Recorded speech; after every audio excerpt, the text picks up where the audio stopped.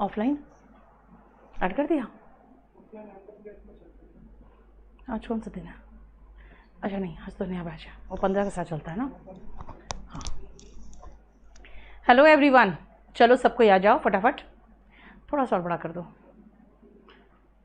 ये तो बहुत ज़्यादा बड़ा हो गया, छोड़ो रहने दो।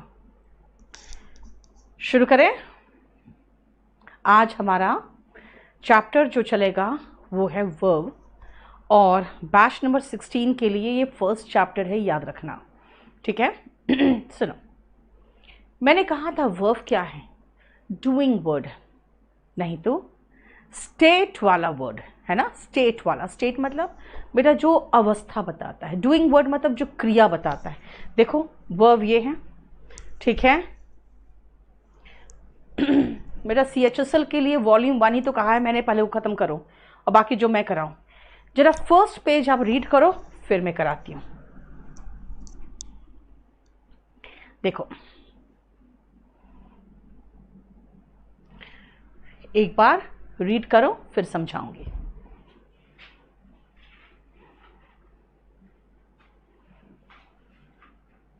सुनो, वर्ब बहुत इंपॉर्टेंट होता है। क्यों इंपॉर्टेंट होता है? क्योंकि बिना वर्ब का आप सेंटेंस बना कैसे सकते हो? थोड़ी बन जाएगा बिना वर्ब का। इसका प्रिंट आउट मुझे चाहिए। हाँ, या बुक में ही कर लेते हैं, छोड़ो। सुनो, बिना वर्ब के एक सेंटेंस नहीं बनता। अब वर्ब की जो अहमियत है वो क्या बताता है? आई गो, आई कम, एक्शन बताता है। आई एम अ डॉक्टर, अवस्था बता रहा है। आई लव यू, दिल की अवस्था। आई नो यू, दिमाग की अवस्था।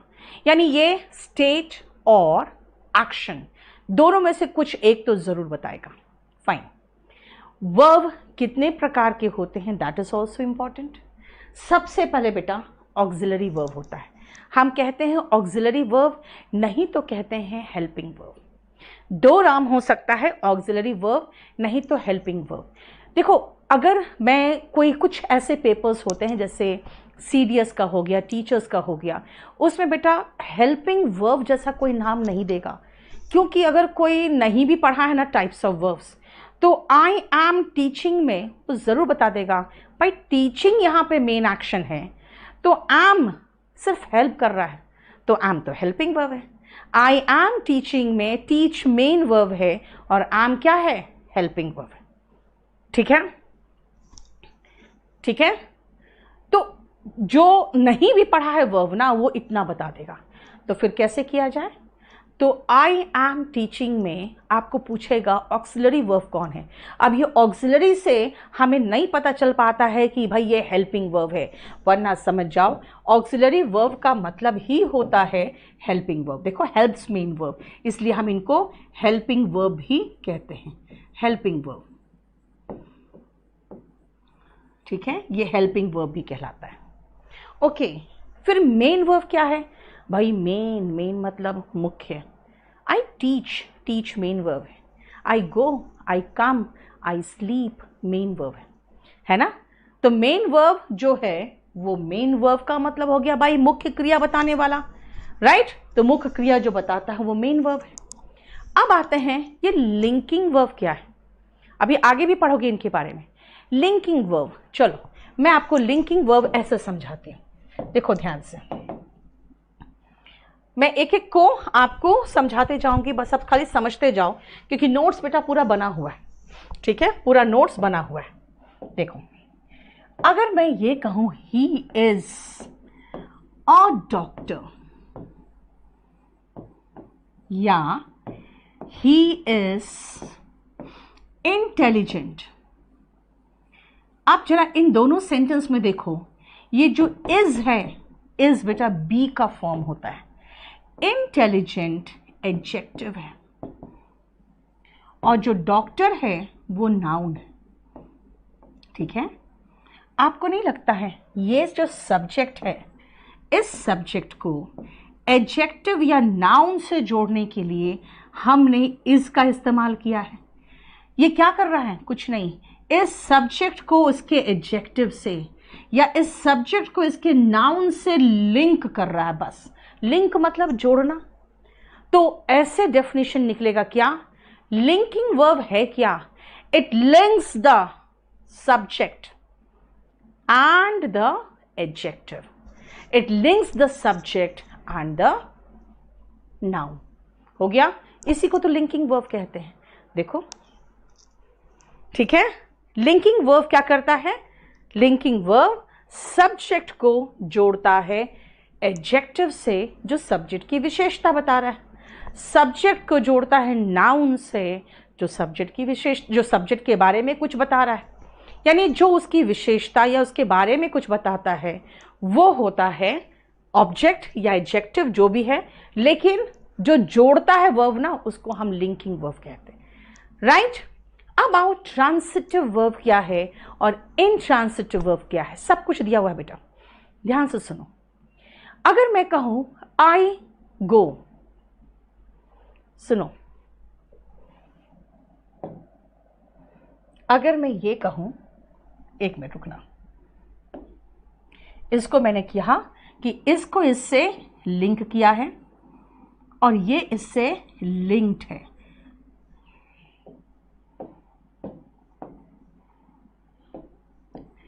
लिंक किया हुआ है, ठीक है ना? तो इसको हम लिंकिंग वर्ब कहते हैं। हो गया? अब नेक्स्ट पॉइंट सुनो ध्यान से। इफ आई से आई स्लीप, बर्ड्स फ्लाई, तो मैंने यहां पे एक सब्जेक्ट लगाया और एक वर्ब लगाया। मैं सोती हूं, पंछी उड़ते हैं। क्या इनके बाद आपको पूछने का मन किया क्या और किसको? मैं सोती हूं कब पूछ सकते हो? कब मतलब एडवर्ब ऑफ टाइम पूछा आपने। कहां पूछ सकते हो, वो एडवर्ब ऑफ प्लेस हो गया। कैसे सोते हो वो पूछ सकते हो, लेकिन क्या और किसको जैसा कोई सवाल उठा सकते हो? नहीं। क्यों मैं पूछ रही हूं? क्योंकि बेटा याद रखना, क्या यानी कि व्हाट और किसको यानी कि whom, इनका जो जवाब है ना, इनका जवाब ही ऑब्जेक्ट कहलाता है। और यहां पर हम ऐसे सवाल जब नहीं पूछते हैं तो हमें ऑब्जेक्ट की जरूरत महसूस ही नहीं होती है। पंछी उड़ते हैं, क्या और किसको पूछोगे क्या? नहीं। तो इसका मतलब जब हमें वर्ब के बाद ऐसा कोई सवाल उठाने का मन ही नहीं कर रहा है क्या और किसको, तो हमें ऑब्जेक्ट की जरूरत नहीं है। अगर हमें कोई ऑब्जेक्ट की जरूरत नहीं हो, नो ऑब्जेक्ट नीडेड, तब इस वर्ब को हम कहते हैं इनट्रांसिटिव वर्ब। इसका हिंदी है अकर्मक क्रिया। अकर्मक क्रिया वो क्रिया होता है जिनको एक ऑब्जेक्ट की जरूरत महसूस नहीं होती। बिना ऑब्जेक्ट के भी वो मीनिंगफुल सेंटेंस बताता है। ठीक है?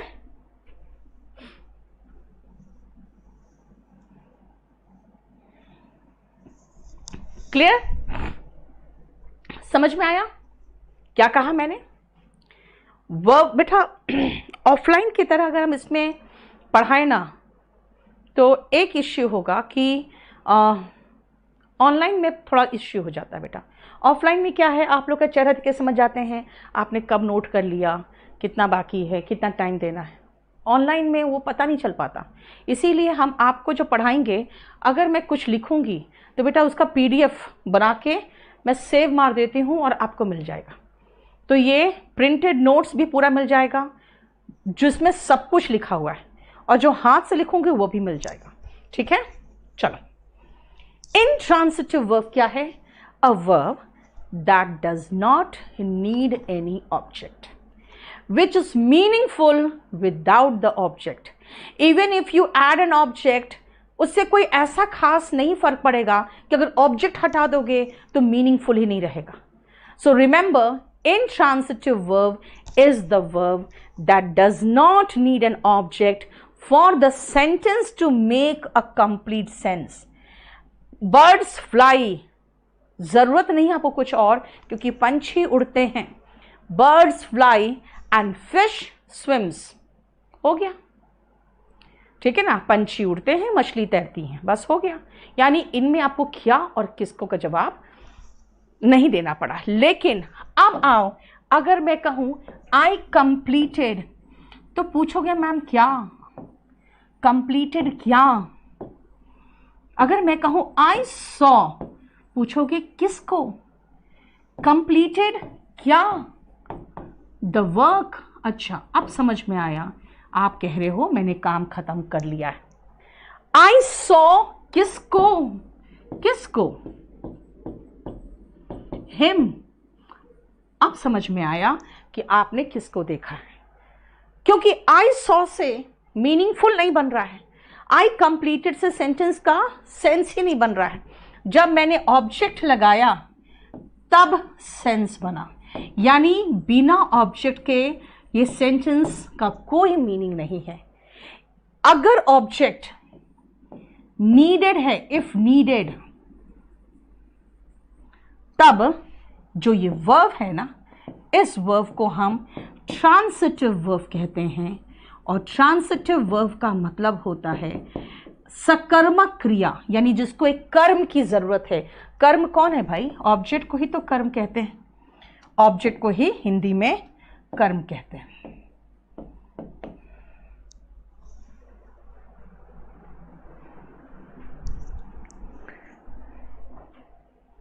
हाँ, सब कुछ है प्रीतम, ठीक है। बोलो, फर्स्ट पेज में हमने आपको सिर्फ लिखा था कि देखो ऑक्सिलरी वर्ब क्या है, हेल्पिंग वर्ब है, मतलब भाई हेल्प करता है। किसको हेल्प करेगा? मेन वर्ब को। जैसे पिक्चर्स में देखते हो ना, एक सपोर्टिंग रोल में एक्टर रहता है ना, वो मेन एक्टर को हेल्प करता है, चाहे उसको शादी करने में, लड़की पटाने में, सब में उसको हेल्प करेगा। लेकिन एक सेंटेंस में वैसे ही हेल्पिंग वर्ब आता है, जैसे कि पिक्चर्स में भी हेल्पिंग वर्ब पहले सपोर्टिंग रोल वाले एक्टर्स आते हैं।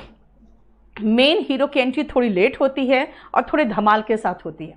तो इसीलिए अगर सेंटेंस में कहोगे हेल्पिंग वर्ब कहाँ आएगा मैम, तो कहोगे मेन वर्ब के पहले आएगा। क्यों भाई? सपोर्ट करने वाले सपोर्टिंग रोल के एक्टर्स पहले आते हैं और मेन हीरो की एंट्री बाद में होती है। Okay fine. अगर सपोर्टिंग वर्ब नहीं हो तो, यानी हेल्पिंग वर्ब नहीं हो तो क्या फर्क पड़ता है? बिना सपोर्टिंग एक्टर्स के भी तो पिक्चर्स बनते हैं ना। हाँ, मेन हीरो होना चाहिए जरूर, बिना मेन हीरो के क्या पिक्चर बन जाएगा? नहीं बन सकता। इसीलिए मेन वर्ब तो होना ही चाहिए। बिना हेल्पिंग वर्ब के भी वाक्य बन सकता है, ये मेन वर्ब को हेल्प करेगा, मेन वर्ब के पहले आएगा। आई एम टीचिंग में मेन वर्ब के पहले एम आया ना, राइट, और comes before the main verb. ठीक है, बोलो यहां तक कोई प्रॉब्लम? चलो नेक्स्ट करो। तो बेटा शिवम थोड़ा सा रुको ना बेटा, कौन सा वीडियो हाइड हो जाता है हामिद? कोई वीडियो हाइड नहीं होता है।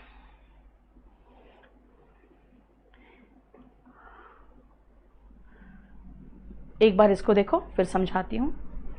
अभी जो कहा था मैंने, बिल्कुल वही चीज यहां पे लिखा है जो मैंने कहा था कि भाई सपोर्टिंग रोल में जो एक्टर्स होते हैं, क्या सपोर्टिंग एक्टर्स के बिना पिक्चर बन सकता है? मैंने कहा था ऑफकोर्स बन सकता है। क्या जरूरी है उनका मे और may not be present in the sentence? लेकिन मेन हीरो के बिना बन सकता है क्या? मैंने कहा था नहीं बन सकता है। देखो main verb must come in a sentence. बिना मेन हीरो का सेंटेंस जैसे पिक्चर नहीं बन सकता, वैसे सेंटेंस भी नहीं बन सकता। ठीक है, बोलो कोई प्रॉब्लम? नेक्स्ट आओ, एग्जाम्पल देखो। ही इज टीचिंग, ये हेल्प कर रहा है, ऑक्सिलरी वर्ब है। स्लीपिंग मेन वर्ब है। ही वर्क्स, वर्क्स खाली एक ही तो वर्ब है। अगर एक ही वर्ब हो तो मैंने क्या कहा था भाई, अगर एक ही एक्टर हो तो वही तो मेन एक्टर होगा, वही तो मेन हीरो होगा, इसीलिए वो मेन हीरो है, यानी मेन वर्ब है। इसमें आओ, आई टीच मेन वर्ब है, एंड आई एम टीचिंग में आई एम हेल्पिंग वर्ब है। हेल्पिंग वर्ब का मतलब वही तो होता है ऑक्सिलरी वर्ब। बोलो कोई प्रॉब्लम?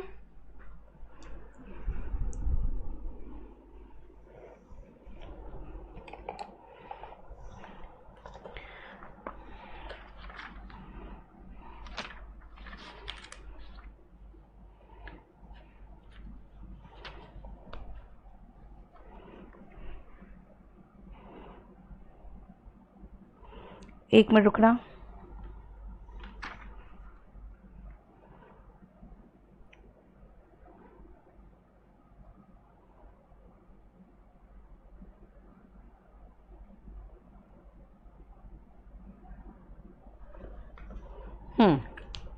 हो गया? चलो नेक्स्ट आओ, अब जरा इसको एक बार रीड कर लो, फिर समझाती हूं मैं। क्या लिखाऊं? ही इज स्लीपिंग में बेटा इज यहां पे हेल्पिंग वर्ब है यानी ऑक्सिलरी वर्ब, और स्लीप मेन क्रिया है, मेन क्रिया है तो वो तो मेन वर्ब है। देखो वो कैप की बुक टाइम लगेगी बेटा, अभी आप क्लास नोट्स पढ़ो, वो कैप की बुक 1-1.5 महीने में आ जाएगी। पहले मैं स्पोकन कंप्लीट कर रही हूं, नोट्स बनाने की जरूरत नहीं है, नोट्स सारा आपको बना बनाया मिल जाएगा। ऑफलाइन नहीं शो हो रहा है? ऑफलाइन क्यों शो होगा? Video offline? करिश्मा आप वहां डाउनलोड करके रख लो, बैच नंबर 10 के बाद से डाउनलोड ऑप्शन था, और वो ऑफलाइन मतलब समझ रहे हो यार, जब आप नेट में नहीं रहते हो ना, जहां पे कोई भी नेट चालू हो, तब भी आप देख सकते हो। अगर उसको आपने सेव मार के रख लिया तो ऐप में ही देख सकते हो, आपके मोबाइल में थोड़ी चला जाएगा वो। चलो अब ध्यान से देखो, पहले इसको रीड करो, मैं समझाऊंगी अभी।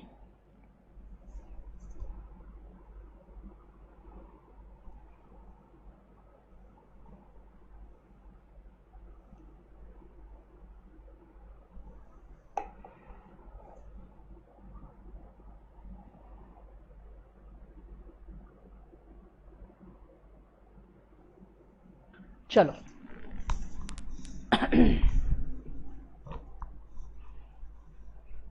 अब उनको थोड़ा डिटेल में देख लें हम, ऑक्सिलरी वर्ब को डिटेल में देखते हैं। मैं आपको छोटा सा एग्जांपल देती हूँ, सुनो ध्यान से। अगर मैं ये कहूँ कि भाई ये तो सपोर्टिंग एक्टर है ना, ये तो सिर्फ मेन एक्टर को सपोर्ट करता है, लेकिन कितने ऐसे छोटे बजट्स के फिल्म्स आती है ना जो ऐसे ही सपोर्टिंग एक्टर को मेन लीड रोल में रख लेता है ना, वो उनको ही मेन हीरो की तरह पेश करता है। ऐसे कुछ वर्ब्स होते हैं जो हेल्पिंग वर्ब का भी काम करेंगे, यानी ऑक्सिलरी वर्ब का भी काम करेंगे, और जो मेन वर्ब का भी काम करेंगे। क्या कहा मैंने? कुछ ऐसे हेल्पिंग वर्ब्स होते हैं जो हेल्पिंग वर्ब का भी काम करते हैं और मेन वर्ब का भी काम करते हैं। क्या बोला? कुछ ऐसे हेल्पिंग वर्ब्स होंगे जो हेल्पिंग वर्ब का भी काम कर सकते हैं, मेन वर्ब का भी काम कर सकते हैं। बेटा इनको प्राइमरी ऑक्सिलरी वर्ब कहते हैं। प्राइमरी ऑक्सिलरी वर्ब मात्र 3 हैं, सिर्फ और सिर्फ 3 हैं। कौन कौन से? डू, बी और हैव।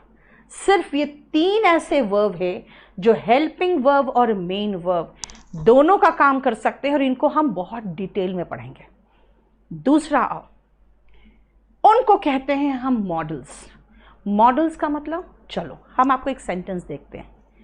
आई विल, बोलोगे मैम आई विल, विल का मतलब कुछ फ्यूचर की बात करना चाहते हो आप। आई विल क्या नहीं बताया मैंने। आई कैन, मैंने आपको अपनी एबिलिटी बताई। आई कैन, आई कैन क्या, कैन क्या, कैन क्या नहीं पता। आई कैन टीच, ओके आपने अब एबिलिटी बता दी अपनी।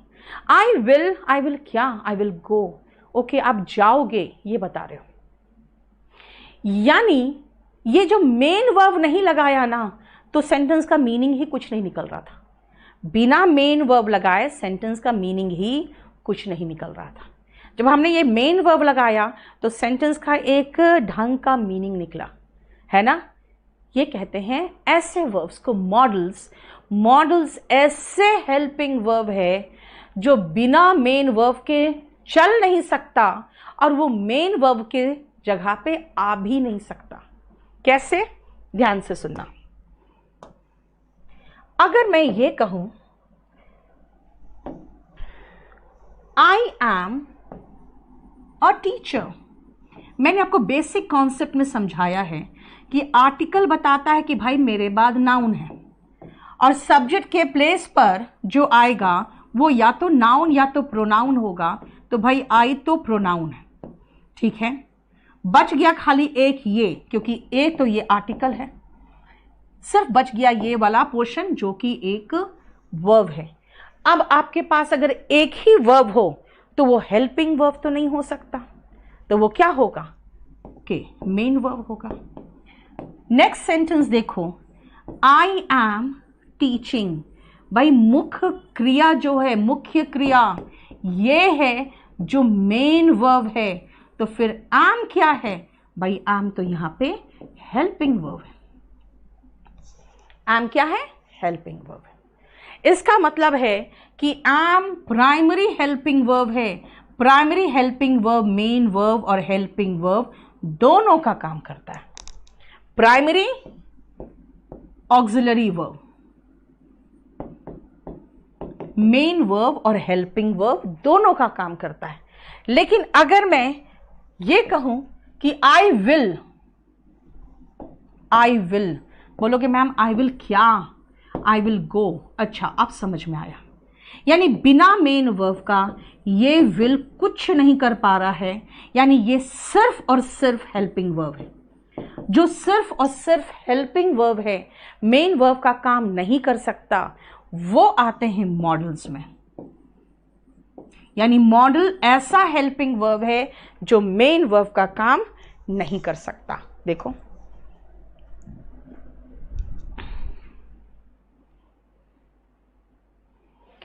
क्लियर बेटा? एम के अलावा कोई वर्ब ही नहीं था रिदम, तो एम के अलावा कोई वर्ब ही नहीं था, तो एम क्या होगा? खुद सोचो। देखो, क्लियर? सॉरी, वापस आओ, देखो ध्यान से। मॉडल्स क्या है? Works as only helping verb, they need a main verb after them. इनके बाद एक मेन वर्ब नहीं आएगा तो कुछ भी मीनिंगफुल नहीं है। मॉडल्स के तुरंत बाद, बेटा ये बहुत इंपॉर्टेंट पॉइंट है, इस पॉइंट को ध्यान से याद रखना है आपको।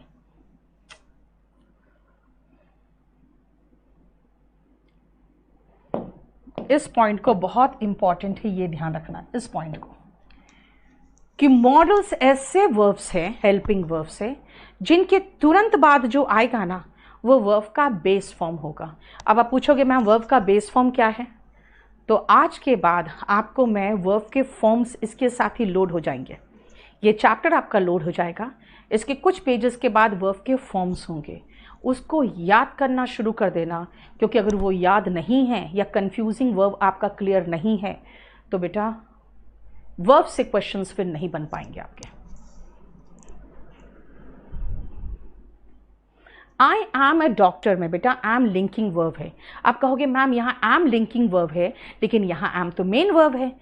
मैंने कब कहा कि अगर वो लिंकिंग वर्ब है तो वो मेन वर्ब नहीं हो सकता? मैंने कहा क्या? क्या बेटा? लिंक देखो, अभी अब जो ट्रांसिटिव वर्ब और इंट्रांसिटिव पढ़े हो ना, वो डायनेमिक वर्ब के अंडर पढ़ोगे, फिर पढ़ोगे कि वर्ब को हम स्टेटिव वर्ब और डायनेमिक वर्ब में भी तोड़ते हैं। तो इसका मतलब है कि कोई एक ऐसा वर्ब भी हो सकता है जो दो के अंदर आ सकता है। ठीक है, एम जो है वो क्या है? वर्ब का फर्स्ट फॉर्म है, याद रखना, बी का फॉर्म है। मेन वर्ब में भी बी पढ़ोगे, बी का इस्तेमाल हेल्पिंग वर्ब में भी होता है, तभी तो उसको प्राइमरी ऑक्सिलरी वर्ब कहते हैं। और वो दो को लिंक भी कर रहा है, सब्जेक्ट को एडजेक्टिव से या सब्जेक्ट को नाउन से, वो लिंकिंग वर्ब भी तो है। ठीक है, क्लियर?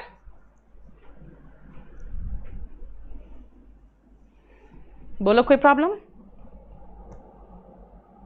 आपको एसबीआई पीओ का पेपर तो मिला होगा ना बेटा? ऋषु कौन से बैच के हो कि भी तुरंत आपको पेपर चाहिए? सारा पेपर्स आपका लोड होता जाएगा, उसका आप टेंशन क्यों ले रहे हो? सब पेपर लोड कर देंगे आपका। अब आओ, जो मैंने आपको अभी समझाया था कि primary auxiliary verb do, be और हैव है, लेकिन बेटा मॉडल्स कौन कौन से हैं? सबसे पहले ये सारे मॉडल्स को दिमाग में बिठा लो, सारे मॉडल्स को। यस आई कैन, शिवम गलत नहीं है। इसके बाद जो मेन वर्ब है ना बेटा, वो अंडरस्टूड है।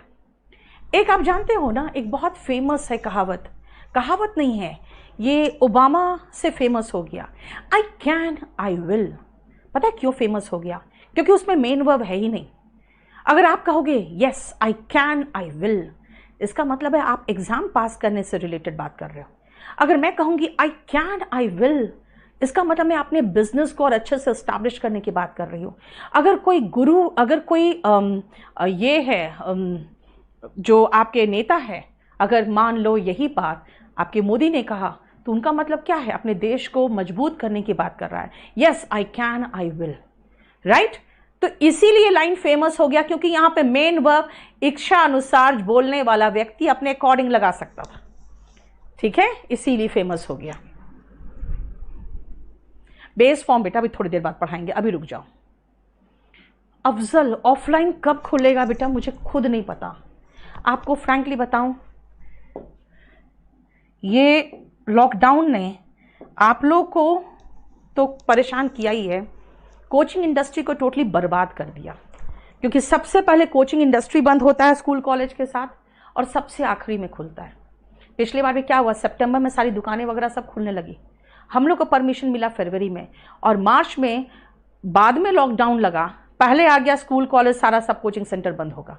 फिर एक सप्ताह के बाद हुआ कि हाँ बाद में सब कुछ बंद हुआ, पहले हम लोग को बंद कर दिया जाता है। हम लोग तो टोटली बर्बाद है। ठीक है, आपको नहीं पता, ठीक है। केडी कैंपस का नाम है, केडी लाइव भी उसके कारण ही हिट कर गया, लेकिन आपको नहीं महसूस होता है? हम सिर्फ 4 या 5 टीचर्स के साथ ही मिला के टीम बनाए हुए हैं। 3-4 टीचर जीएस के हैं, मैथ्स के 2 है, रीजनिंग का 1 है, इंग्लिश का मैं हूँ और 1 हर्ष है बस, और आपको हिंदी के 1 मैम दिखेंगे।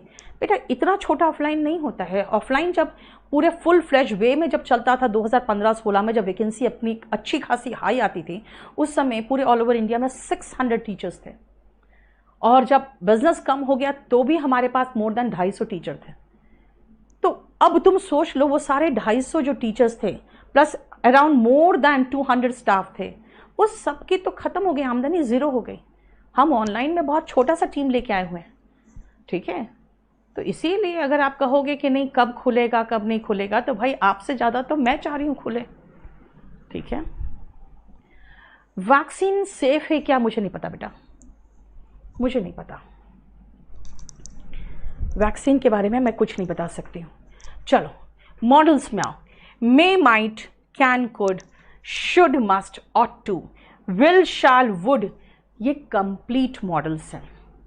नीड, डेयर, यूज टू, ये 3 हैं जिनको हम पार्शियल मॉडल्स कहते हैं, या फिर पार्शियल समझते हो? पार्शियल का मतलब होता है आंशिक, इसका मतलब मार्जिनल, और मॉडल्स क्या है? ऑक्सिलरी वर्ब ही तो है, तो ये मार्जिनल ऑक्सिलरी वर्ब भी तो कहलाएंगे। इसलिए कई बार आप देखोगे पार्शियल मॉडल्स की जगह पे मार्जिनल ऑक्सिलरी वर्ब भी लिखा हुआ आएगा। ये याद रखना कि पार्शियल मॉडल्स के नाम पर हम मार्जिनल, मार्जिनल का मतलब ही तो पार्शियल होता है ना?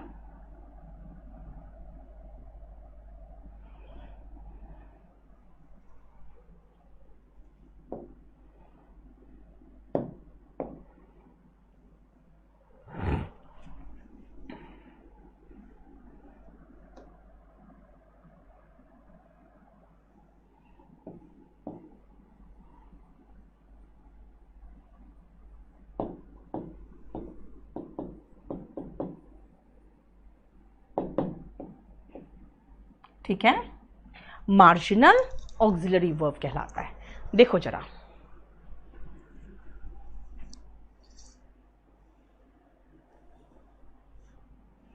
क्लियर? बोलो बेटा, आप लोग जो स्टूडेंट्स हो ना 16 वाले, अभी आप लोग ऑफलाइन पढ़ने के हैबिचुअल हो, इसलिए आपको लगता है हम क्या नोट करें क्या नोट करें। आपको कुछ नोट नहीं करना है, आप शांति से पेन किनारे रखो और बस ध्यान से पढ़ो, सब कुछ यहाँ नोट करो। आपको लिख के नोट करने की कोई ज़रूरत नहीं है, क्योंकि आप सोचते हो आप नोट कर रहे हो और आप सिर्फ अपनी तसल्ली करते हो बेटा, ठीक है?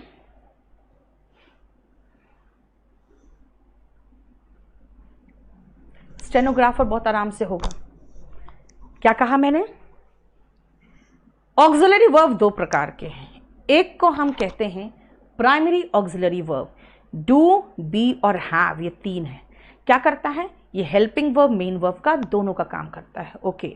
दूसरा टाइप का ऑक्सिलरी वर्ब कौन है? Modals, can, could, may, might, should, must, ought to, है ना, विल, शैल, वुड, ये कंप्लीट मॉडल से।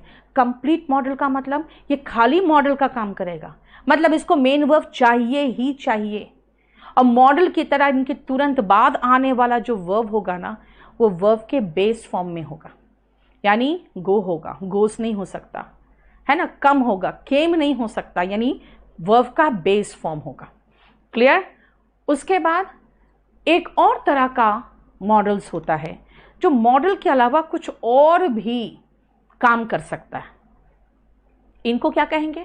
इसका मतलब ये आंशिक मॉडल्स है। आंशिक मॉडल मतलब पार्शियल मॉडल्स, और पार्शियल के जगह पे हम चाहे तो मार्जिनल वर्ड भी लगा सकते हैं, मार्जिनल ऑक्सिलरी वर्ब। बेटा जो ये टाइप्स है ना, ये आपको तभी याद रखना है अगर आप सीडीएस का एग्जाम देने वाले हो या टीचर का देने वाले हो। एसएससी में नहीं पूछता आपसे ये क्या किस तरह का है, आपसे दूसरे तरीके से करेगा। कैसे क्वेश्चंस आएंगे वो मैं आपको जब कुछ पढ़ा लूं तब ना बताऊंगी, ठीक है?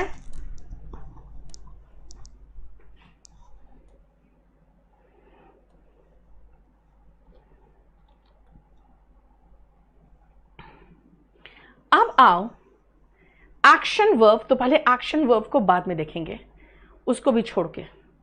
अब आओ वर्ब्स में। अगेन एक और तरीका में है जो हम वर्ब को डिनोट कर सकते हैं।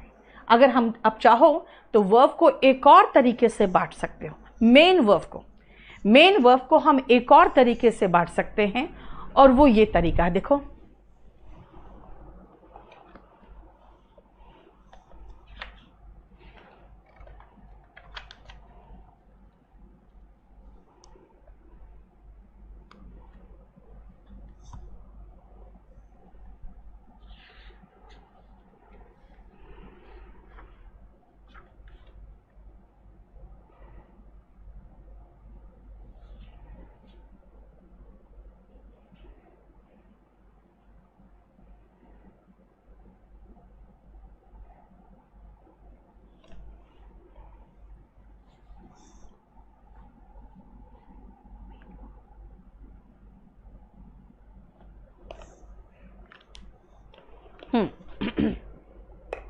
मार्जिनल का मतलब ये होता है बेटा मार्जिन में जो है, यानी पूरा नहीं है, मार्जिन पे है।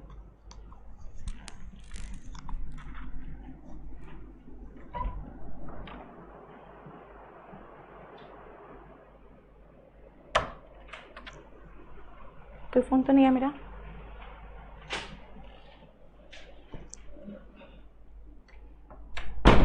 सुन बेटा, अब आते हैं हम लोग फिर से वर्ब। इनफैक्ट एक बात बताऊं मैं, ये जो वर्ब का है ना डिवाइड करने का जो तरीका, ये एक्चुअली मेन वर्ब का है। अब सुनो, हम इनको दो प्रकार से डिवाइड कर सकते हैं। क्या? Stative verb and dynamic verb. ध्यान से सुनना। स्टेटिव वर्ब मतलब स्टेट बताने वाला वर्ब को स्टेटिव वर्ब कहते हैं। स्टेट से बना हुआ एडजेक्टिव स्टेटिव ही तो होगा, नाउन की विशेषता बताने वाले को एडजेक्टिव कहते हैं। तो देखो स्टेट का एडजेक्टिव फॉर्म क्या है? स्टेटिव। स्टेट बताने वाला, जैसे कैसा state? I am a teacher, state बताया। I know you, mental state बताया। आई लाइक यू, ये इमोशनल स्टेट बताया, है ना। आई रिमेंबर, ये भी मेंटल स्टेट बता रहा है। आई कंसिडर हिम, ये भी मेंटल स्टेट बता रहा है। आई एडोर हिम, है ना, इसका मतलब ये भी तो दिल की हालत बता रहा है, यानी पसंद करता हूं। सुनो, जब भी आपका स्टेट बताए आई वॉज इल, मेरी जो फिजिकल अवस्था थी ये बताया। आई हैव अ कार, मेरा पोजेशन बता रहा है। I know you, mental state, I love you, emotional state, I am a doctor, ये आपका स्टेटस बता रहा है। देखो, क्लियर? बोलो कोई प्रॉब्लम? अब आओ ध्यान से सुनो, अगर आप इनकी बात करोगे तो आपको महसूस नहीं हो रहा ये सारा स्टेट बता रहा है। आप कहोगे ma'am I have a car, state कैसे? एक बात बताओ, आई नो यू, ये मेरा मेंटल स्टेट है, क्या आप करते हुए देख सकते हो? आई गो, आई कम, आई टीच, आई स्लीप, ये आप होते हुए देख सकते हो। इसीलिए स्टेटिव वर्ब को हम नॉन कंटिन्यूअस वर्ब भी कहते हैं, क्योंकि इनको करते हुए आप नहीं देख सकते हो। आप इनको करते हुए नहीं देख सकते हो, तो बेटा जो करते हुए एक्शन होता है ना, उसमें हम आईएनजी लगाते हैं। जैसे अगर मैं कहीं जा रही हूं, आप मुझे देख सकते हो, I am going, you are coming, है ना। खा रहा हुआ बैठ के, तो आप देख सकते हो उसके पास खाना है और वो उठा उठा के खा रहा है, यानी उसको वो करते हुए आप देख सकते हो। स्टेटिव वर्ब को करते हुए नहीं देख सकते हो आप। अगर मैं कहूँ देखो आपके पास तो दिखेगा, यहाँ मेरे पास गाड़ी है, भाई आपको गाड़ी दिखेगा, मैं दिखूंगी, मैं आपको गाड़ी में दिखूंगी, लेकिन मेरे पास गाड़ी है, ये कोई एक्शन थोड़ी है जो करते हुए देखोगे। हाँ, I am driving the car चलेगा, आई एम हैविंग लंच चलेगा, क्योंकि खाते हुए आप देख सकते हो। I am going, I am coming, I am sleeping, I am studying, I am teaching, सब देख सकते हो। लेकिन इनमें से कुछ भी ऐसा है जो करते हुए देख सकते हो? बताओ, नहीं। इसीलिए इनको हम कहते हैं नॉन कॉन्टिन्यूअस वर्ब। इनको हम कहते हैं नॉन कॉन्टिन्यूअस वर्ब। क्यों? आगे पढ़ोगे, उसका रीजन ये है कि जितने भी वर्ब्स है इनको आप आईएनजी फॉर्म में नहीं इस्तेमाल करते हो। अब इसका कोई क्वेश्चन मत करना कि ma'am I am loving it, तो होता है क्योंकि वो पूरा टेंस में बहुत डिटेल में पढ़ोगे। बस खाली इतना याद रखना कि स्टेट बताने वाले वर्ब को सामान्यतः आईएनजी फॉर्म में नहीं लगाते, क्योंकि वो ऐसे वर्ब्स होते ही नहीं हैं जिसको करते हुए कोई देख सकता है। I know you, I love you action verb नहीं है बेटा। आपको अगर किसी से प्यार है तो आपके साथ काफी दिन तक जब रहूंगी मैं, तब मुझे लगेगा अच्छा देखो उसके मन में उसके लिए कुछ एहसास है। आप कोई काम नहीं कर रहे होगे जिससे पता चल जाएगा कि आपके दिल में उसके लिए प्यार है। ठीक है? डायनामिक वर्ब आओ भाई। I have lunch at 1 PM, 1 बजे आओगे तो क्या मुझे खाते हुए नहीं देख लोगे? देख लोगे। आई टीच इंग्लिश, पढ़ाते हुए देख सकते हो ना। ही गोज टू स्कूल, जाते हुए देख सकते हो ना। तो भाई जिन वर्ब्स को करते हुए देख सकते हो वो डायनेमिक वर्ब कहलाता है, वो एक्शन वर्ब है, उसमें आपको एक एक्शन दिखेगा। स्टेटिव वर्ब में स्टेट दिखेगा, ठीक है, उसमें आपको एक्शन नहीं दिखेगा। क्लियर? बेटा बता तो दिया यार, स्टेनोग्राफर का इंग्लिश पूरा कंप्लीट है, क्यों तुम लोग अननेसेसरी क्वेश्चन पूछते हो? सीडीएस का क्वेश्चन पेपर हम नहीं बोल रहे हैं आपको यार, बीच बीच में सीडीएस का भी तो नाम ले रही हूं। शिवम ICU क्या होता है, क्या कर रहे हो? हाँ, हैविंग में तो डिनर में आएगा ही, आई एम हैविंग डिनर, क्योंकि वहां पे वो खाने का मतलब है। हैव मैं डिटेल में कराऊंगी, ठीक है, हैव डिटेल में कराऊंगी। अभी आपको जो समझा रहे हैं बस उतना ही समझो, अननेसेसरी क्यों आगे आगे। एक चीज आपको बता देती हूं बेटा, आप लोग जितने क्वेश्चन पूछ रहे हो ना, वो सारे क्वेश्चन किसी ना किसी ने पूछा हुआ रहता है पिछले 20 सालों में, ठीक है, जितनी साल मैं पढ़ा रही हूं उसमें, और आप उन क्वेश्चन में उलझे रहते हो तो आप ये पोर्शन समझ नहीं पाते हो। आपका क्वेश्चन आगे जाके आने वाला है, लेकिन आपका सब्र नहीं है आपको, तो आप वो क्वेश्चन चाहते हो मैं पहले बता दूं, और वो मैं पहले बताऊंगी नहीं, तो मैं जो समझा रही हूं वो भी आप नहीं समझोगे, यानी आधे को छोड़ पूरा को धावे वाले चक्कर में आप कुछ नहीं मिलेगा।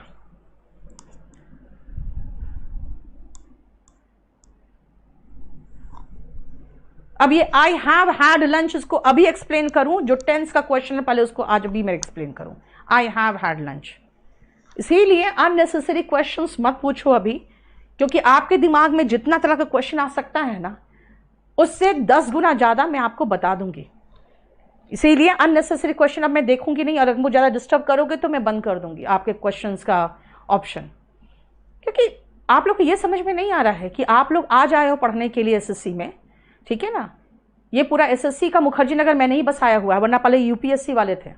तो आपके एसएससी में कितने क्वेश्चन आ सकते हैं और आपके दिमाग में कितने तरह के क्वेश्चन आ सकते हैं वो सब मैं जानती हूँ। थोड़ा सा वेट करो। जितना पढ़ाया उनमें से समझ में नहीं आया, मैम ये चीज़ क्या है, वो पूछना चाहते तो पूछ लो। अब आगे के क्वेश्चंस मत पूछो, सब बताऊंगी मैं। मेरा सिलेबस में एसएससी का, बैंक पीओ का, सबका सिलेबस मैं कहती हूँ पता क्या, टीआईडी लाइव वालों को 6 महीने में हो जाएगा। 7 महीने में जब खत्म नहीं होता है ना, तो वो मेरे सर पर सवार हो जाते हैं कि नया बैच का टाइम हो गया, आपने अभी तक खत्म नहीं किया। क्योंकि मैं जितना पढ़ाना चाहती हूँ उससे ज़्यादा पढ़ा जाती हूँ, क्योंकि मेरा अंदर से इंस्टिंक्ट आता है और ज़्यादा मटेरियल में कितना इंप्रूव करते चली जाती हूँ। लेकिन थोड़ा पेशेंस तो रखोगे तुम लोग। जो अभी समझाया था देखो वही चीज़ का है। Stative verbs generally do not come in ING form. Generally नहीं आता है। अब कहाँ आ सकता है वो मैं टेंस में बताऊंगी, लेकिन generally do not come in ING form इसीलिए मैं बता रही हूं क्योंकि कभी कभी आता है, लेकिन नहीं आता है ना, क्वेश्चन वहां से आएंगे। इसीलिए इसको हम लोग कॉन्टिन्यूअस टेंस में बहुत डिटेल में देखेंगे। अब स्टेटिव वर्ब में क्या है, they are called linking verbs too, क्योंकि ये लिंक भी तो कर रहा है। I am a teacher link ही तो कर रहा है। आई नो यू लिंक ही तो कर रहा है, इसीलिए लिंकिंग वर्ब्स भी कहते हैं, because they link the subject and noun oblique adjective. ठीक है, स्टेटिव वर्ब को। अब आओ डायनेमिक वर्ब। डायनेमिक वर्ब क्या है भाई, ये बताता है एक्शन, यानी कि जहां करना, जाना, आना, इस तरह का एक्शन।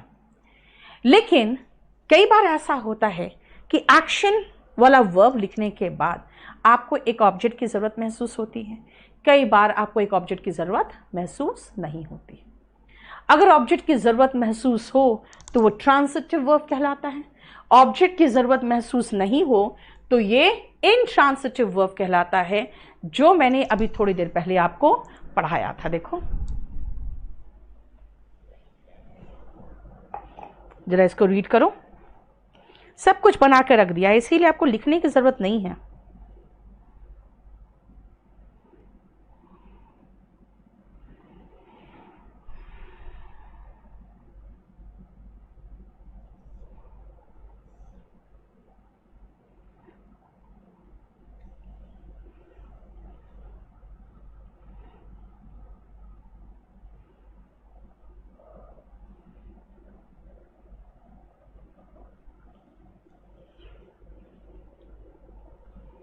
ठीक है, देख लिया, मैंने यही समझाया था आपको। आई कंप्लीटेड क्या, द वर्क। ही किल्ड किसको, द मैन। कंप्लीटेड और किल्ड अपने में कंप्लीट मीनिंग नहीं दे रहा, इसके बाद एक ऑब्जेक्ट की जरूरत हो रही है। देखो इसीलिए ये ट्रांसिटिव वर्ब कहला रहा है।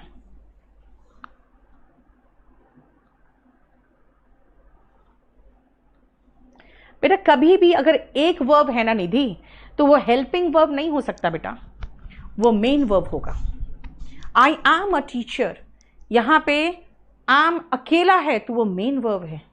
ठीक है, बर्ड्स फ्लाई, क्या और किसको नहीं पूछोगे। बेबीज क्राई, बच्चे रोते हैं, क्या और किसको पूछोगे, क्या नहीं पूछोगे। इसीलिए क्या है, ये इनट्रांसिटिव वर्ब है।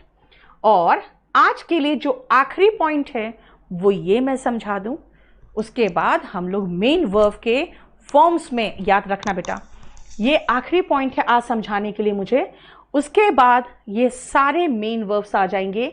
जो मैंने आपको कहा है आपको रट्टा मारना पड़ेगा, ये सारे वर्ब से रट्टा मारना पड़ेगा आपको।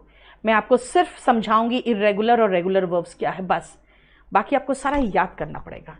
आइए जरा ये पेज देखो, फिर समझाऊंगी आपको। दीपक कौन सा बुक में? अगर आप कहोगे वॉल्यूम 1 में, तो बेटा वॉल्यूम 1 2012 में लिखा था, और वो एक बाइबल है जो आपको, जिससे क्वेश्चंस आते हैं काफी, ठीक है।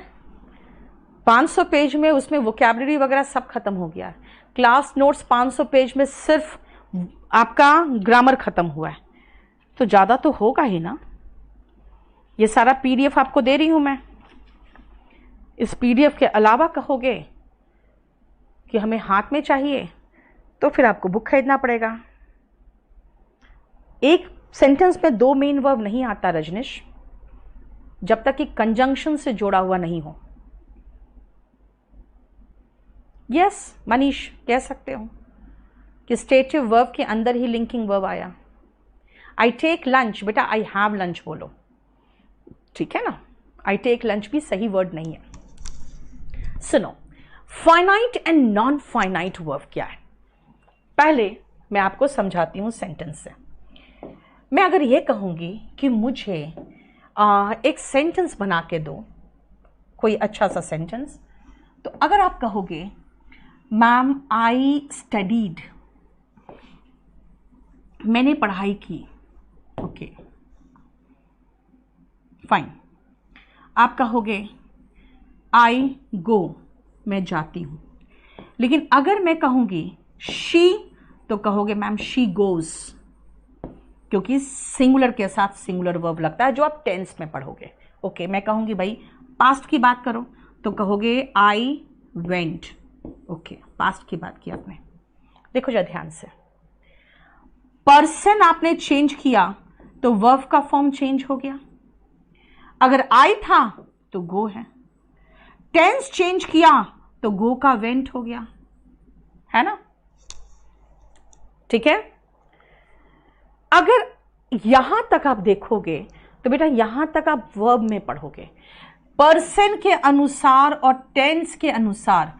मैंने ये कहा ये दोनों देखो, ये अकॉर्डिंग टू टेंस है, अकॉर्डिंग टू टेंस, ठीक है। कहां? पास्ट सुना था मैंने। बोलोगे मैम प्रेजेंट टेंस, मैं कहूंगी देखो यहां according to tense present tense है। प्रेजेंट और पास्ट टेंस के अकॉर्डिंग आपने पास्ट बोला, मैंने सेकेंड फॉर्म लगा दिया। गो का सेकेंड फॉर्म वेंट है, स्टडी का सेकेंड फॉर्म स्टडीड है। आपने कहा प्रेजेंट टेंस, तो मैंने आई के साथ गो लगा दिया और शी के साथ गोस लगा दिया, टेंस के अकॉर्डिंग चेंज हो गया। लेकिन अगर आप कहोगे पर्सन के अकॉर्डिंग, मैं कहूंगी देखो आई के साथ गो लगता है लेकिन शी के साथ गोस लगता है, यानी according to person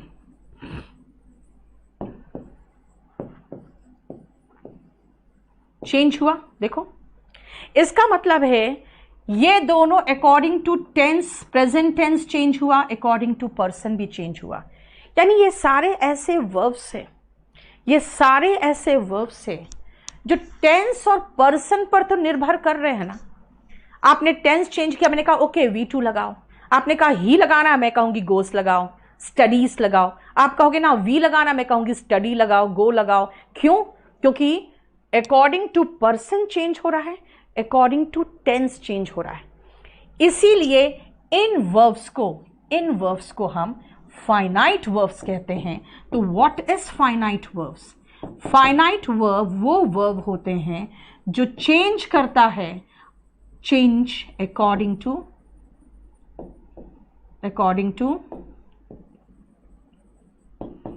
person and tense.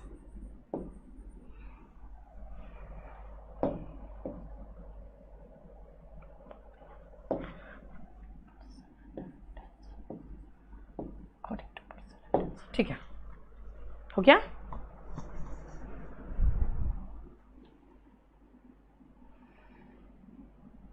Object तो जोड़ेगा बेटा, ऑब्जेक्ट ही तो नाउन होता है ना। जो पर्सन और टेंस के अकॉर्डिंग चेंज हो रहा है वही तो फाइनाइट वर्ब है। देखो I love, she loves, she loved, I want, he wants, I wanted. देखो love, loves, loved, want, wants, wanted. ठीक है फाइन।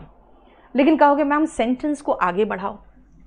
आई लव क्या, आई लव क्या, watching movies, she loves watching movies, she loved watching movies, I want to help him, he wants to help him, I wanted to help him. देखो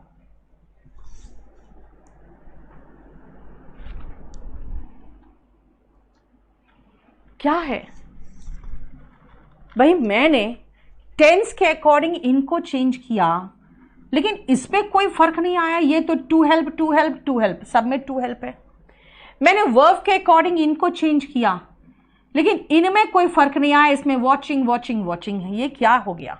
इसका मतलब है tense के according ये change हो रहा है। ये सारे वर्ब्स टेंस के अकॉर्डिंग, पर्सन के अकॉर्डिंग चेंज हो रहा है, लेकिन आगे का जो वर्ब है वो चेंज नहीं हो रहा। आप कहोगे मैम मुझे सेकेंड वर्ब लगाना, मैं कहूंगी मेन वर्ब क्या है? लव है। लव के बाद तो जेरेंड आता है, लव वॉचिंग मूवीज लगा दो। अगर आप कहोगे मैम वांट है, मैं कहूंगी वांट के बाद क्या लगाना चाहते हो? हेल्प, टू हेल्प हिम लगा दो। आप ये, आपसे मैंने नहीं पूछा कि बेटा वांट का कौन सा फॉर्म है या पर्सन कौन है ना।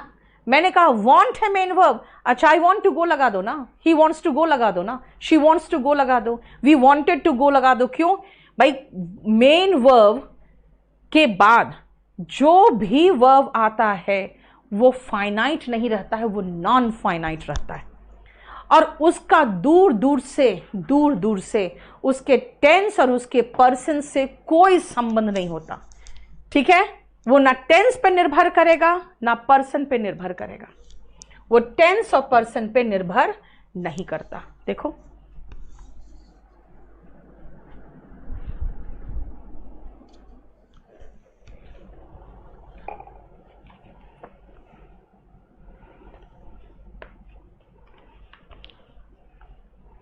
ठीक है? नॉन फाइनाइट के अंदर बेटा आता है इन्फिनिटिव जेरेंड और पार्टिसिपल, जो आप बहुत डिटेल में पढ़ोगे बाद में, अभी नहीं। ये वर्ब एडवांस का पोर्शन है, ये वर्ब एडवांस में पढ़ते हैं। लव के साथ वॉचिंग क्यों आया, वांट के साथ टू वॉच क्यों आया, आपको मैं वर्ब एडवांस में पढ़ाऊंगी। ये कि अवॉइड, लव जैसे कुछ ऐसे वर्ब्स होते हैं जिनके बाद सेकेंड वर्ब आता है तो बेटा वर्ब के आईएनजी फॉर्म में आता है, लेकिन वांट जैसे वर्ब के बाद आराम से इन्फिनिटिव लगा लो, कोई फर्क नहीं पड़ता। ठीक है? चलो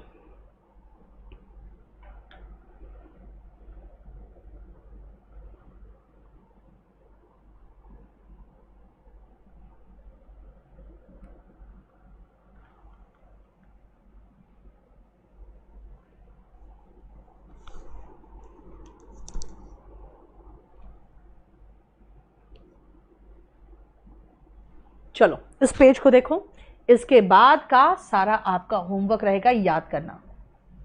ठीक है?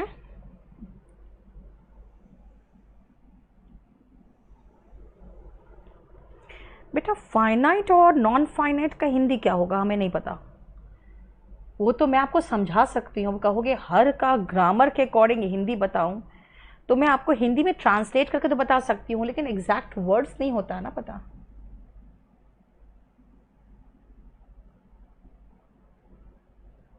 जल्दी से करो इस पेज को, फिर मैं समझाऊंगी इसको।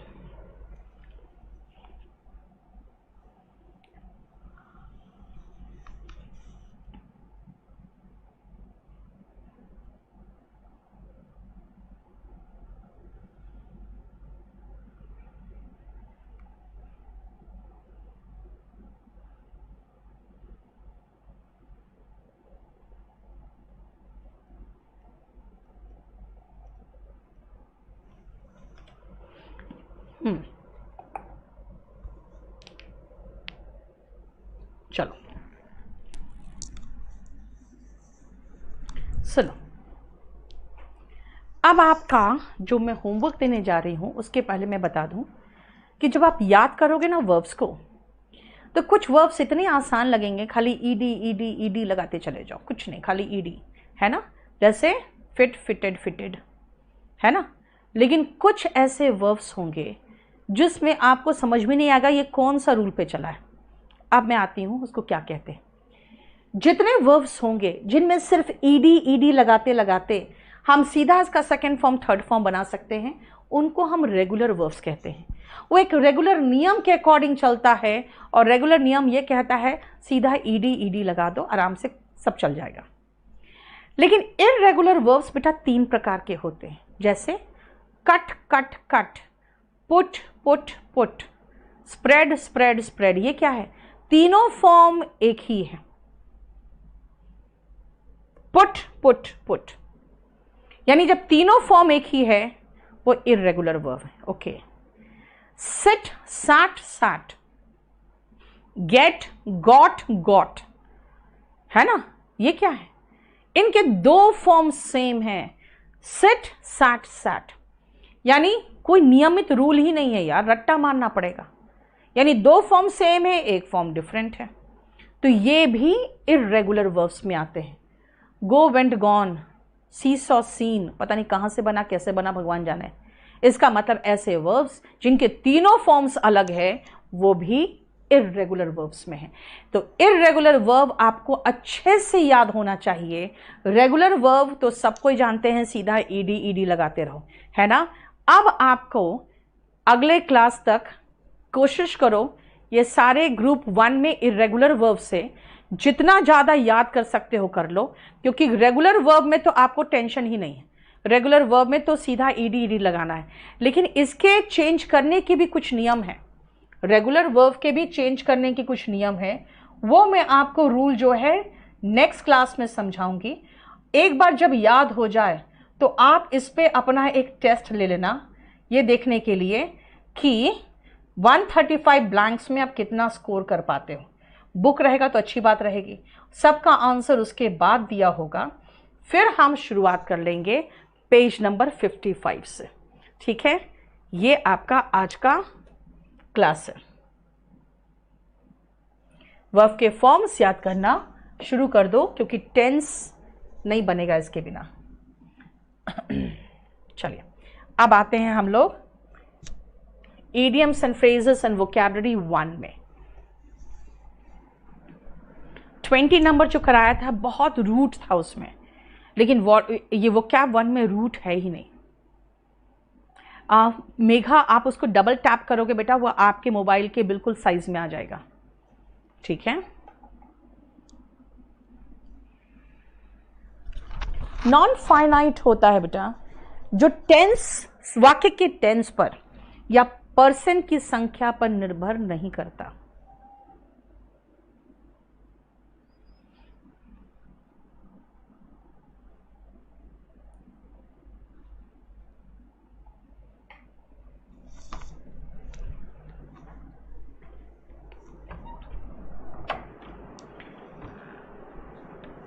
कोई फोन तो नहीं आया था मेरा?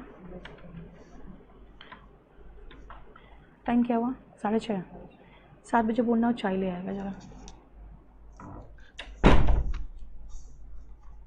सुनो,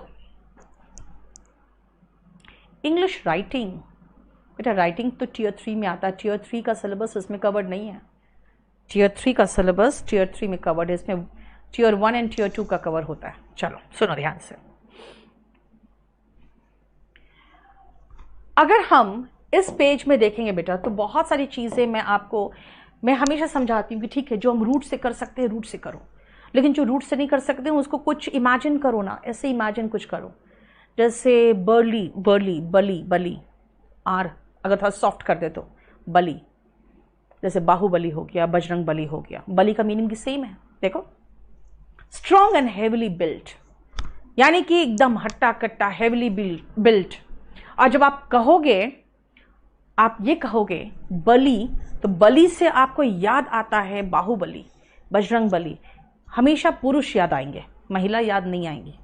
तो इसलिए याद रखना, ये जो बर्ली वर्ड है वो एडजेक्टिव है, जो किसी नाउन के साथ लगाते हो ना तो वो नाउन ज़रूर और ज़रूर पुरुष के साथ ही संबंधित होगा। जैसे Baahubali was a burly warrior, warrior था ना वो, बर्ली वॉरियर। इसका मतलब समझते हो, एडजेक्टिव के रूप में आता है ये, नाउन के पहले। फिर कई बार स्टूडेंट से भी पूछते हैं मैम ठीक है, बहुत हट्टा कट्टा, एकदम स्ट्रॉन्ग एंड हेविली बिल्ट। अगर पुरुष है तो स्ट्रॉन्ग एंड हेविली बिल्ट महिलाएं भी तो देखते हैं कई बार इंग्लिश मूवीज में, एकदम हट्टी कट्टी महिलाएं, लंबी सी, जिसके मसल्स दिख रहे होते हैं, है ना, एकदम बॉडी बिल्डर टाइप। बेटा उनके लिए कोई एडजेक्टिव वर्ड नहीं, उनके लिए हम एक नाउन है, स्पेशल नाउन है, दैट इज कॉल्ड अमेज़न। उनके लिए आपके पास नाउन है एंड दैट इज श्रुति का। बात करो, मिला दो, ठीक है। अमेज़न जैसे big strong warrior like women, है ना, जो वॉरियर लाइक वुमेन है, बलशाली महिला। बोलो। हाँ श्रुति, हाँ मेरे पास आया, हम देखे नहीं खोल के, वो रखा हुआ है। हाँ हाँ हाँ हाँ हाँ, क्या हो गया?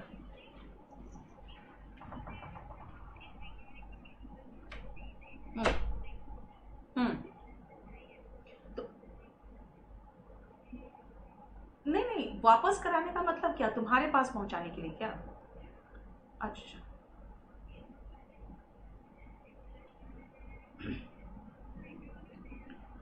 तो तुमको भिजवाना है ना, तो हम देख लेते हैं, अगर मेरा कोई ड्राइवर हो तो उससे भिजवा देंगे, नहीं तो हम भिजवा देते हैं, कल देखते हैं, कोशिश करते हैं, ठीक है। वही तो एक बार पता करके बता पाऊंगी ना, कल बता, पार्सल करवा दूं? ठीक है ठीक है। तो एक काम करो, तुम फिर अपना एड्रेस मुझे व्हाट्सएप कर दो, ठीक है? ओके।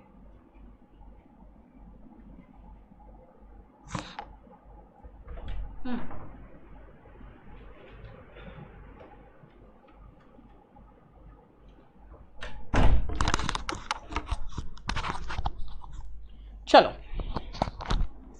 अब आओ, मैंने क्या कहा, वैसे ही कोई हट्टी कट्टी महिलाएं हो जिसको देखकर अमेज्ड हो जाओ, कहो उसको अमेज़न। अमेज़न आपने खाली ज्योग्राफी में पढ़ा हुआ है ना, अमेज़न आपने जो शॉपिंग है उसके लिए पढ़ते हो, उसके लिए देखते हो, लेकिन अमेज़न अगर इंग्लिश में बात करोगे तो अमेज़न का मतलब है a strong and heavily built women, है ना, जो लंबी और बिल्कुल हट्टी कट्टी और वॉरियर लाइक होगी।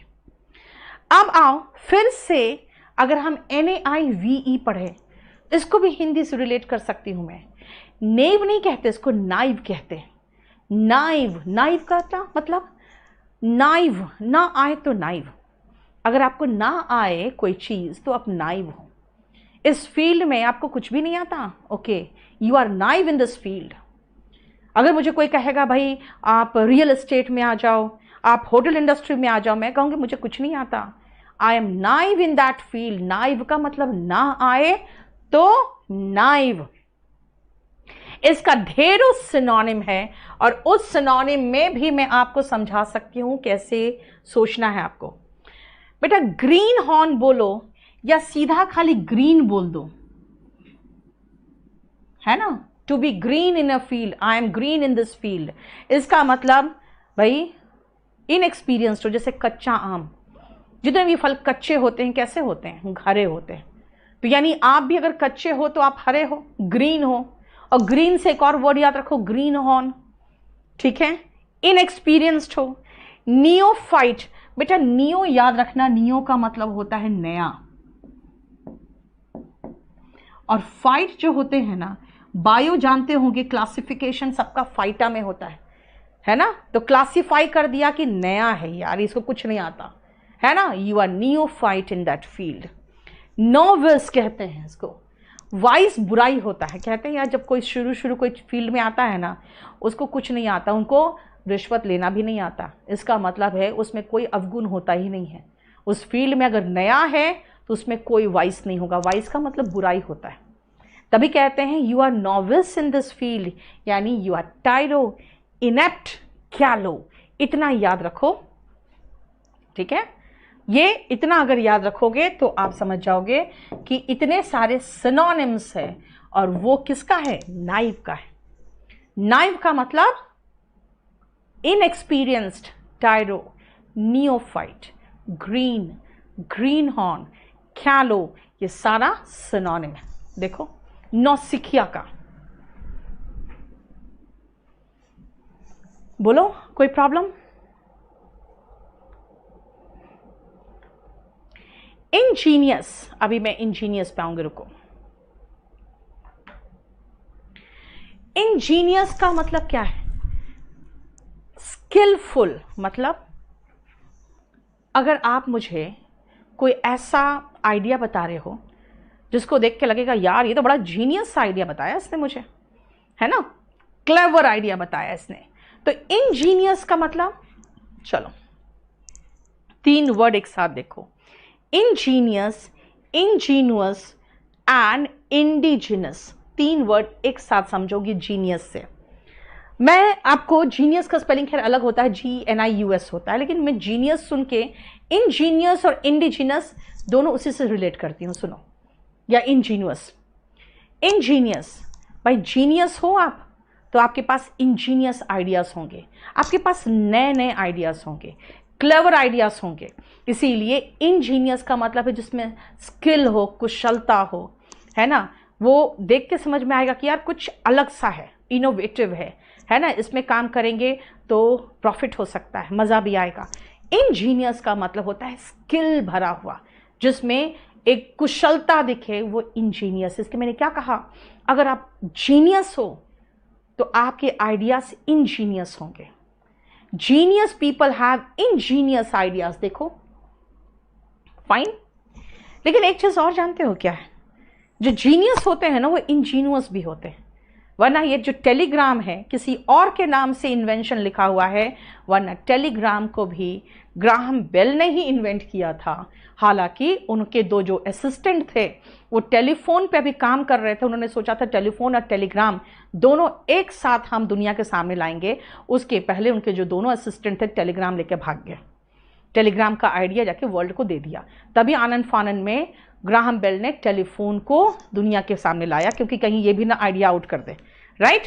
तो टेलीग्राम कैसे बाहर गया, बिकॉज जितने भी आप साइंटिस्ट देखोगे बेटा छल कपट प्रपंच से दूर रहते हैं। तो मैं ऐसे भी तो कह सकती हूँ जो जीनियस लोग होते हैं ना वो इंजीनियस भी होते हैं, वो बहुत प्लेन होंगे, सिंपल होंगे, क्राफ्टी नहीं होंगे, है ना, उनके मन में छल कपट प्रपंच नहीं होता है, इसलिए कई बार उनको सही में बेवकूफ़ बना दिया जाता है। दुनिया कई ऐसे साइंटिस्ट हैं जिसका नाम तक आप नहीं जानते, क्योंकि उनके जो इन्वेंशंस एंड डिस्कवरीज थे कोई और ले उड़ा, है ना। इसीलिए इंजीनियस जो होते हैं वो ऑनेस्ट एंड इनोसेंट, ऐसे याद रख सकते हैं कि भाई अगर आप जीनियस हो तो आपके आइडियाज इंजीनियस होंगे और आपका कैरेक्टर इंजीनियस होगा। देखो आइडियाज जीनियस होते हैं, इसका मतलब क्लेवर, है ना, इसका मतलब स्किलफुल। और अगर आप इंजीनियस हो तो ऑनेस्ट एंड इनोसेंट होंगे।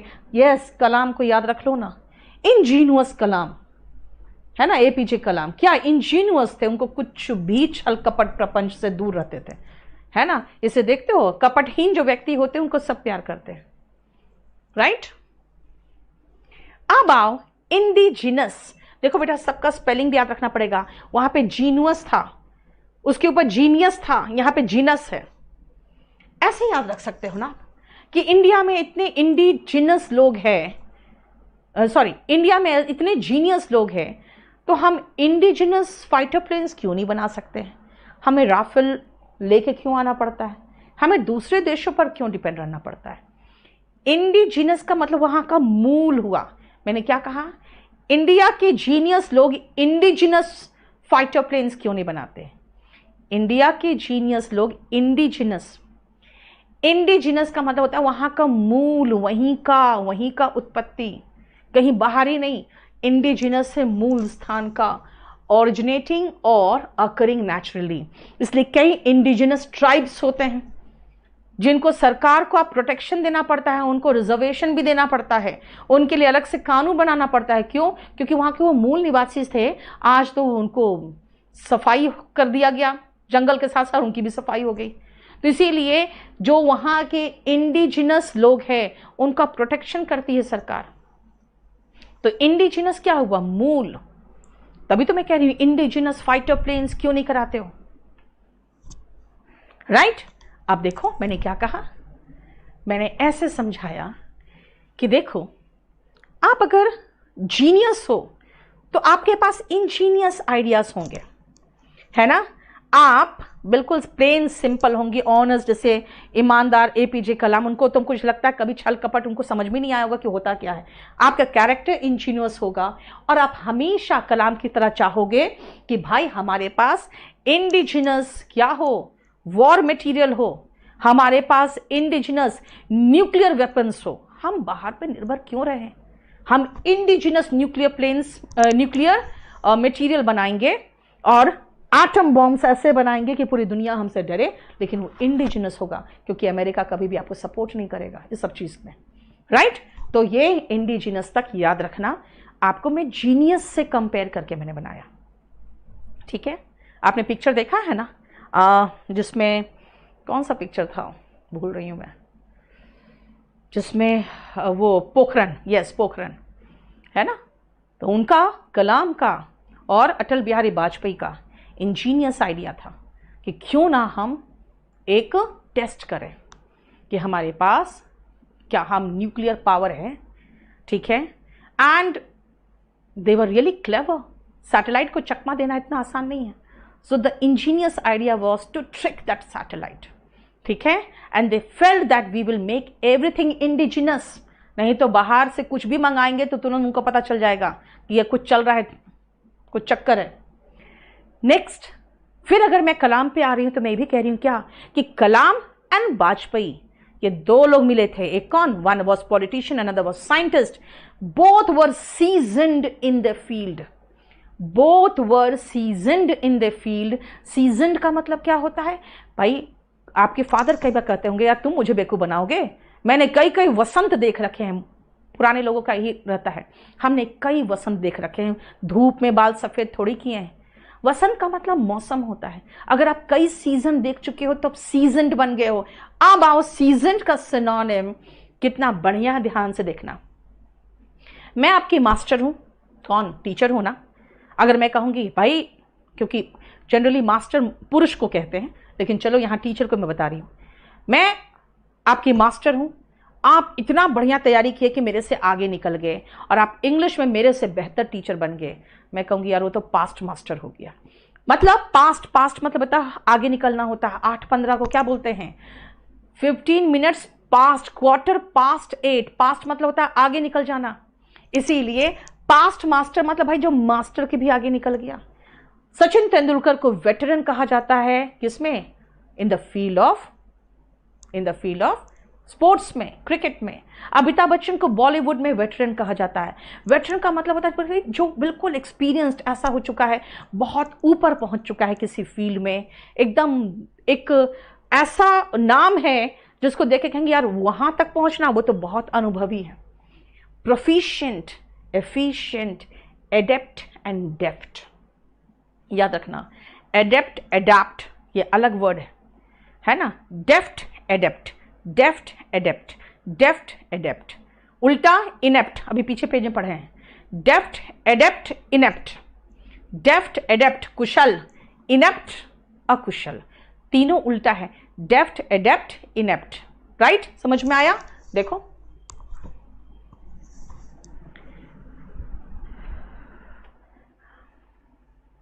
बेटा, वोकैब के लिए बेटा आप स्ट्रेट अवे सिर्फ वॉल्यूम 1 पहले पढ़ो, उसके बाद वॉल्यूम 2 के देख सकते हो, नहीं तो वोकैब का बुक तब तक आ जाएगा। और जितना मैं क्लास में करा रही हूं वो देखो। बोलो कोई प्रॉब्लम यहां तक?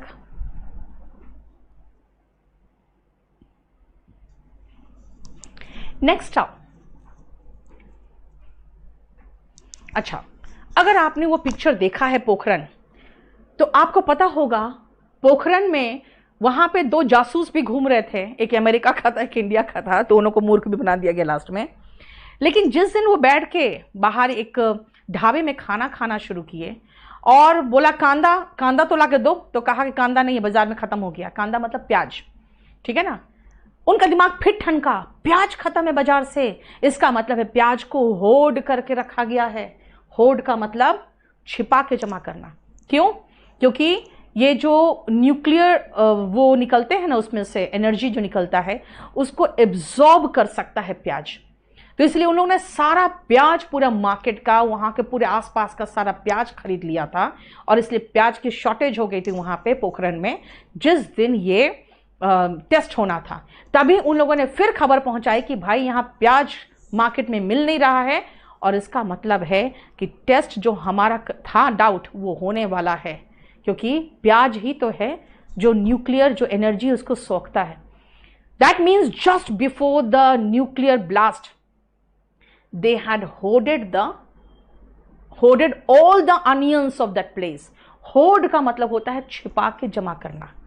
होर्ड का मतलब छिपा के जमा करना, और होर्ड का एक और मतलब है वो स्थान जहां पे सब कुछ छिपा के जमा किया जाता है ना। तो होर्ड का मतलब देखो क्या किया था इन लोगों ने चुपके से सारा जो इनके पास न्यूक्लियर बॉम्ब वगैरह था वो लेके कहां गए थे? पोखरण में, है ना। तो वहीं पर जाकर सब उन्होंने टेस्ट करना था, वहां पे उन्होंने होर्ड किया। होर्ड का मतलब छिपा के जमा करना, और वो होर्ड का मतलब क्या होता है? ऐसा स्थान जहां पे सब कुछ छिपा होता है। इसीलिए आपने देखा होगा वहां पे सब कुछ नीचे जमीन के अंदर बना हुआ था। इसका मतलब स्टोर बना हुआ था, एक भंडार बना हुआ था जहां पे सारे न्यूक्लियर मटेरियल रखे हुए थे। और होर्ड का मतलब छिपा के जमा करना भी होता है, यानी नाउन में इसका मतलब वो स्थान जहां पे छिपा के जमा किया जा रहा है, और वर्ब में छिपा के जमा करना। देखो बताओ,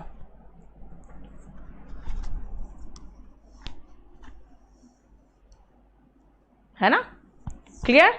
सो they hoarded all the onions, fine.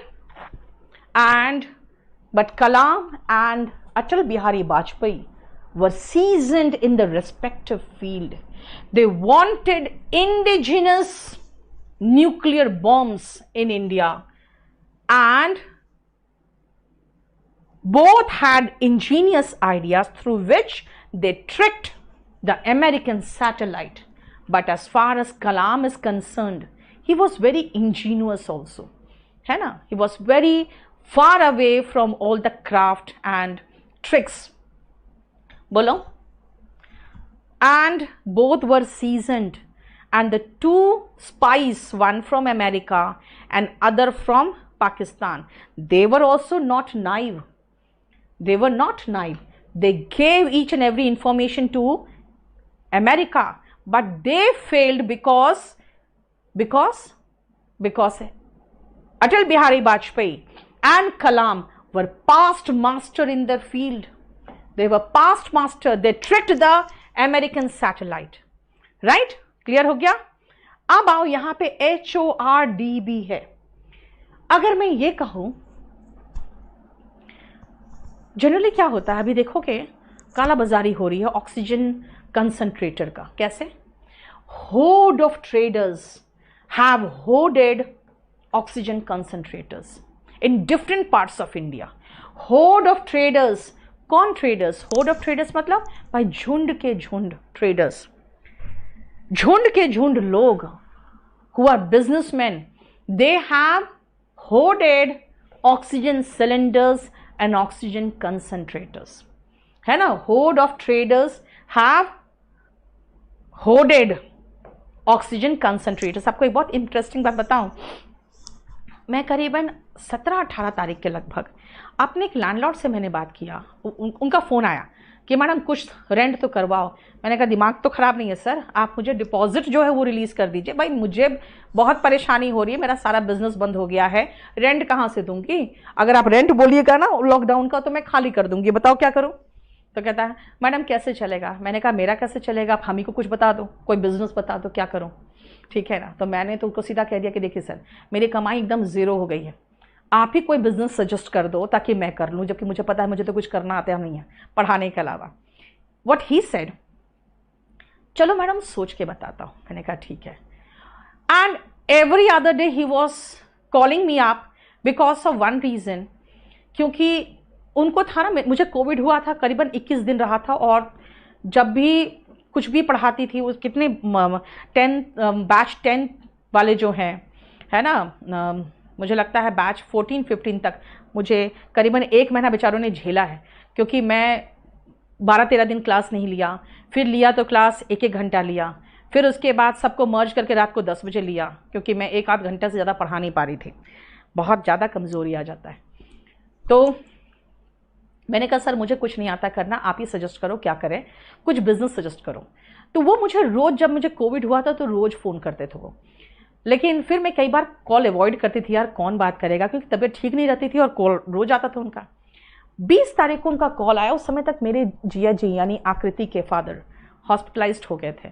उस दिन शायद मैं किसी और चीज़ में बिजी थी, मैंने उनका कॉल रिसीव नहीं किया, और उसके बाद उन्होंने 2-3 बार और कॉल किया, लेकिन मैं इसलिए रिसीव नहीं कर पाई क्योंकि आकृति के फादर का सिचुएशन डिट्यूरेट होता जा रहा था, और मैं थोड़ा सा मेंटली, हम लोग डिस्टर्ब भी हो गए थे सब लोग, क्योंकि 24 तारीख के बाद से रोज आना जाना हॉस्पिटल मेरा भी लगा हुआ था उनके फादर के कारण।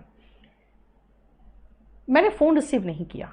पता है 28 को वो अरेस्ट हो गया है, अब मुझे नहीं पता था। 7-8 तारीख के लगभग मैंने सोचा कि मैं उनको फ़ोन करूं तो उनका मोबाइल ऑफ, फिर दोपहर को फ़ोन किया तब भी मोबाइल ऑफ, और उस दिन भी मैं उनसे किसी और काम के सिलसिले में बात कर रही थी कि आपका चाइना के साथ माल आता है ना, चाइना से उनका कुछ माल आता है। मैंने सोचा मैं भी कुछ बिजनेस ये भी इंपोर्ट का पूछती हूँ कि अगर मैं मेडिसिन का करूँ तो कैसा रहेगा। Mobile of. उनके फादर को मैसेज ड्रॉप किया कि क्या हुआ, मुझे डर लग गया कहीं ऐसा ना हो कि कुछ हो गया हो उनको, क्योंकि मैंने जब उनका व्हाट्सएप भी चेक किया, देखा 28 के बाद उन्होंने व्हाट्सएप नहीं देखा। फिर पता चला he was involve in the business of oxygen concentrator. उन्होंने चाइना से इंपोर्ट किया, यहाँ पूरा होल्ड किया, और उन्होंने डबल ट्रिपल दाम पे उनको बेचा है। तो मैंने कहा भगवान ने मुझे बचा लिया, वरना 20 तारीख के लगभग उन्होंने मुझे काफ़ी कॉल किए थे, and I think he was planning to involve me in his business also, क्योंकि उन्होंने बाकी बार बार कॉल किया, एक बार मैसेज भी छोड़ा कि ma'am it is for your benefit, please pick up the call, but I was busy. तो मैंने कहा भगवान ने मुझे बचा लिया, वरना मैं भी उनके साथ भी तिहाड़ में बैठे होती because I didn't know anything about business. वो जो बोलता मैं करती, लेकिन अब मुझे लगता है इसमें कोर्ट ने कह दिया है कि भाई oxygen concentrator was not under essential commodities act, तो फिर आप लोग उसको अरेस्ट कैसे किए, कुछ ऐसा सा बात हो चुकी है। बट स्टिल 28 से लेके अब 18 आने वाला है, 20 दिन होने वाला है, and he is still in Tihar. वो होल्ड कर रहा था। So what he was doing, you know, in India hoard of traders have started hoarding oxygen concentrators and oxygen cylinders to sell them at high price, और ये बहुत गंदी बात है। Still people are doing the same thing, they have the hoard of, मैं क्या कर रही हूं बार बार ध्यान से सुनो, होर्ड ऑफ ट्रेडर्स, होर्ड क्या, oxygen cylinders to sell them at higher price, and they are very very seasoned in this field because they know how to hide from the government and do this business. देखो yes Munmun मैं बच गई अभी भी वो अंदर है, just imagine करो।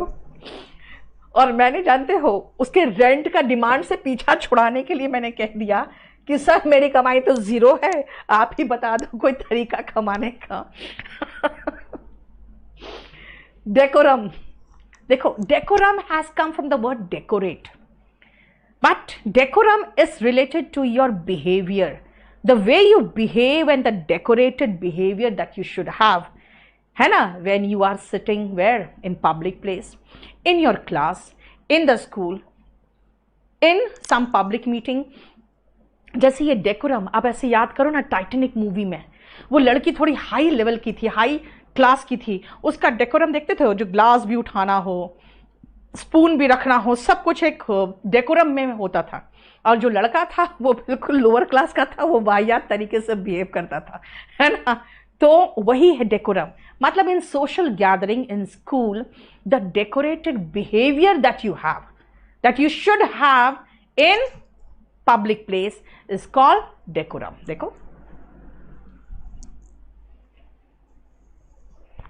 क्लियर, बोलो कोई प्रॉब्लम यहां तक है ना। So you can say the classy behavior, the polite behavior appropriate in a social situation. मैं आपको imagine इसलिए करा रही हूँ ना कि अगर आप imagine करके करोगे तो ज़्यादा अच्छा होगा. अब next पेज में तो पूरा रूट आ गया, इसीलिए आज यहीं पर छोड़ेंगे. ठीक है. सेट कब लोड होगा? कौन सा सेट बेटा? अब सुनो, जो 16 नंबर बैच वाले हैं उनको मैं एक चीज कह दूं, सुनो. आपका ये 1000 plus detecting error, 900 plus sentence improvement की जो बुक है वो इमीडिएटली मैं कल परसों तक लोड करा दूंगी. फिलिंग द ब्लैंक्स अभी फाइनल हो रहा है, मेरा टाइपिस्ट भी चला गया था बीच में, वो थोड़ा फाइनल 1 सप्ताह में हो जाएगा. उसके बाद वो सारे बैचेस में लोड होंगे, वो किसी में लोड नहीं हुआ है. 1000 डिटेक्टिंग एरर, 900 सेंटेंस इंप्रूवमेंट आपका लोड हो जाएगा. आपको जो 60 प्लस टेस्ट पेपर्स मिलेंगे बेटा, ये आप online at the rate of kdcampus.org पर आप मेल करोगे. अगर आपको नहीं मिला है तो वो 60 टेस्ट पेपर्स का पूरा कंप्लीट एक एक क्वेश्चन का सॉल्यूशन वो मैंने कराया है. उसमें बैंक पीओ के होंगे, सीजीएल के, प्री और मेंस के होंगे, और कुछ टेस्ट पेपर सीएचएसएल के होंगे. ठीक है. बैंक क्लर्क के भी होंगे. वो आप इस पे मेल करोगे अगर आपको नहीं मिला है तो. ये मेरा काम है लोड कराना, ये आपका लोड हो जाएगा कल परसों तक. ठीक है. बाकी आपको जो पढ़ाते जाऊंगी मैं वो लोड करते जाऊंगी. आज आपका वर्ब जो है वर्ब लोड हो जाएगा और वो क्या 1 लोड हो जाएगा. अभी तक जो मैंने पढ़ाया है इसमें जो रूट लिखाया है मैंने वो सारा इसमें आपको मिल जाएगा. बोलो कोई प्रॉब्लम यहां तक? चलो इतना ही रहने दो बेटा. व्हाट्सएप करने से कोई फायदा नहीं. अच्छा दोनों ही लोड कर दो. आज कर दिया, लेकिन वो क्या में जो मैंने लिखाया है रूट वगैरह ना, या 2 वर्ड लिखाया है, देखना जरा. ठीक है, रूट से रिप्लेस कर देना. मैं फोन ले लूँ आप?